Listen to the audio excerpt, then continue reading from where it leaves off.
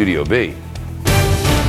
But first, from Fox at 3 o'clock in New York City, Anthony Weiner now admits he sent racy online messages to even more women who were not his wife, as many as 3 women in total, after he'd already quit Congress, after he'd apologized and said it was all behind him, after the big spread on the cover of a magazine talking about his wonderful family, and in occasion while his wife was pregnant.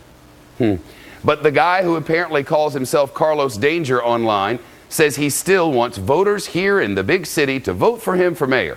He will not drop out of the race. It's all happening the same day that the gossip website The Dirty, the site that broke the scandal on Monday, published what it calls extreme uncensored images from his graphic texts. And they are. Don't go there. Just don't. The New York Daily News reports one of those 3 women is named Sydney Leathers. She's now 23 years old. The Daily News describes her as a heavily tattooed high school dropout from southern Indiana, hell-bent on becoming focus. That's a quote. I should say famous.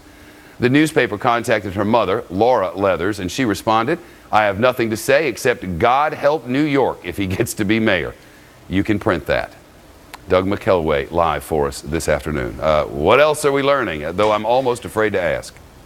Well, Weiner made that admission about these new women himself today at an appearance in Brooklyn during what has been an extraordinarily tough 24 hours for the mayoral candidate.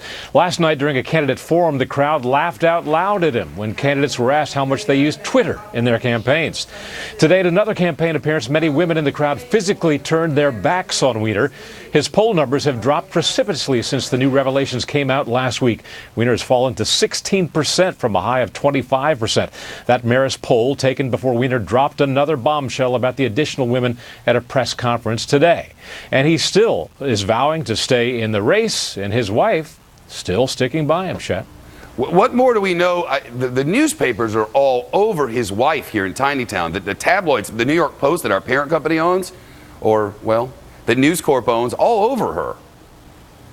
You know, she has a lot of problems of her own. It is not related just to her loyalty to her husband. Senator Chuck Grassley has written Abbott and the State Department asking why Abbott, who is the deputy chief of staff under Secretary Clinton, was granted an arrangement to serve as a special government employee after the birth of her son. That status allowed her to work from home as a part-time consultant with State while also representing outside clients for the consulting firm Teneo, which was run by a former President Clinton aide. Among the questions Grassley asked in his letter to Secretary Kerry, who authorized her change in status? What effect did that change have on her security clearances? Did the department interact with the companies that Abbott consulted with? The State Department told one publication that it went through normal channels to approve Abbott's change in status. Fox News asked about the arrangements at today's State Department briefing. The reply was, "I don't have anything for you on that, but I'm happy to look into it, and we'll get back to you." Chet, back to you. Doug McKelway live. Doug, thanks very much.